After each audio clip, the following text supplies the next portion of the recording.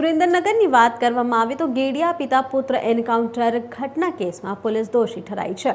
Encounter કરનાર PSI સહિત 7 પોલીસકર્મીઓ પર પોલીસ ફરિયાદ દાખલ કરવા કોર્ટે હુકમ કર્યો। 4 વર્ષ સુધી કોર્ટ અને પોલીસ મથકના ધક્કા ખાઈ રહ્યો હતો પરિવાર। અંતે કોર્ટે નિર્ણય કરી પીએસઆઈ સહિત 7 કર્મીઓ પર ગુનો દાખલ કરવા આદેશ કરવામાં આવ્યો। ન્યાયતંત્ર પર અમને વિશ્વાસ છે। મારા પિતા અને ભાઈને મોતને ઘાટ ઉતારનાર પોલીસ પર કડક કાર્યવાહી સજા કોર્ટે કરીશું, પરિવારજનોનું નિવેદન છે। 2021માં ગેડિયા ગામે પોલીસે જ પિતા અને પુત્ર પર ગોળીબાર કરી એન્કાઉન્ટર કર્યું હતું। 14 વર્ષીય પુત્ર મદીમ ખાનનું પણ ગોળીબારમાં મોત નીપજ્યું હતું। એન્કાઉન્ટર કરનાર પીએસઆઈ વિરેન્દ્રસિંહ જાડેજા સહિત 7 પોલીસકર્મીઓ સામે ગુનો દાખલ કરવા દાદરા કોર્ટે હુકમ કર્યો। 4 વર્ષ પછી પોલીસ ફરિયાદ દાખલ કરવા આદેશ આપવામાં આવ્યા।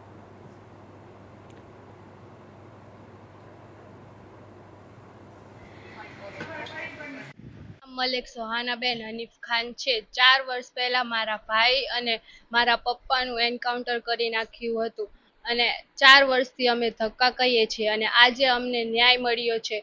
જજ સાહેબ અને વકીલ સાહેબનો ખૂબ આભાર અને આગળ પણ અમને ન્યાય મળશે એવી આશા રાખીએ છીએ। શું સમગ્ર ઘટના બની હતી તે દિવસે મારા પપ્પા ટ્રેક્ટરમાં પેટ્રોલ નાખતા હતા અને મારા પપ્પાને પકડીને તે ગાડીમાં બેસાડતા હતા અને મારતા હતા। તો મારો ભાઈ છોડાવવા ગયો અને એમ કીધું કે તમે મારા પપ્પાને મારશો નહીં, તમારે લઈ જવા હોય તો લઈ જાઓ, પણ તેમને મારા ભાઈને છાતી પર બંદૂક રાખીને મારી નાખી। ત્યારબાદ મારા પિતાને પણ બંદૂક મારી નાખી અને ત્યારબાદ તે બધા ભાગી ગયા।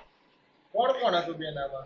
તેમાં વિરેન્દ્રસિંહ જાડેજા અને અન્ય 6 પોલીસ કર્મીઓ હતા અને પછી અમે તે અંગેની ફરિયાદ પોલીસ સ્ટેશન કરવા પણ ગયા હતા। ત્યારે કોઈએ પણ ફરિયાદ અમારી લીધી ન હતી અને અમને એમ કહ્યું હતું કે તમે વયા જાઓ અને અમારા પર મારી દાદી, મારા નાની અને મારા મામા પર ખોટી ફરિયાદ દાખલ કરી હતી અને મારા મામાનો એક હાથ પણ નથી ને ત્યારે ત્યાં હાજર ન હતા। હું, મારા દાદી, મારા પપ્પા અને ભાઈ અમે 4 જ ત્યારે ઘરે હતા, બીજું કોઈ પણ ત્યારે ઘરે હતું નહીં અને ખોટી ફરિયાદ દાખલ કરી અને મરેલા વ્યક્તિઓના એફઆઈઆરમાં નામ લખ્યા અને ખોટી ફરિયાદ અમારા પર દાખલ કરી। અમને ત્યારે ખૂબ જ હેરાન કર્યા હતા, કોઈએ પણ અમારો સાથ આપ્યો ન હતો। 4 વર્ષ બાદ અમને આજ આ ન્યાય, જજ સાહેબનો ખૂબ ખૂબ આભાર અને વકીલ સાહેબનો પણ ખૂબ જ આભાર, તેમને અમને આ ન્યાય અપાવ્યો અને અમે આશા રાખીએ છીએ આગળ પણ અમને ન્યાય મળશે અને મીડિયા અમારો સાથ આપશે અને તે સહકારથી અમને ન્યાય મળશે અને મારા ભાઈને ન્યાય મળશે। અને પુનિત આર દવે એડવોકેટ। આથી આપને જણાવવાનું કે 2021ની સાલમાં ગેડિયામાં એન્કાઉન્ટર થયેલું, એમાં 2 વ્યક્તિઓના મોત થયેલા, જેમાં એક છે મદીન ખાન મલેક અને એક છે હનીફ ખાન ઉર્ફે કાળો મુન્નો। જેમાં મદીન ખાનની ઉંમર જોવામાં આવે તો 12 વર્ષ 11 માસ ને 13 દિવસની ઉંમર હોય।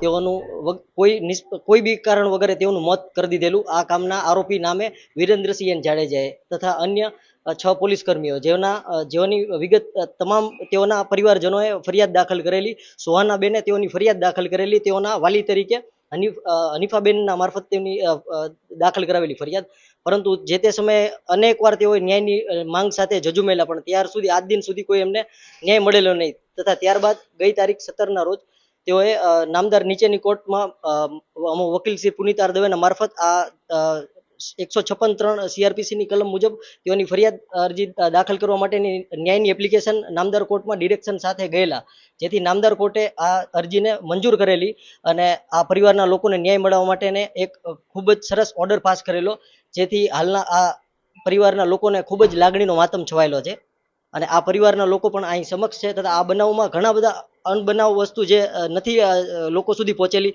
એ વસ્તુ આ પરિવારના લોકો અહીં તમને આ સમક્ષ જોવા મળશે। વલસાડની વાત કરવામાં આવે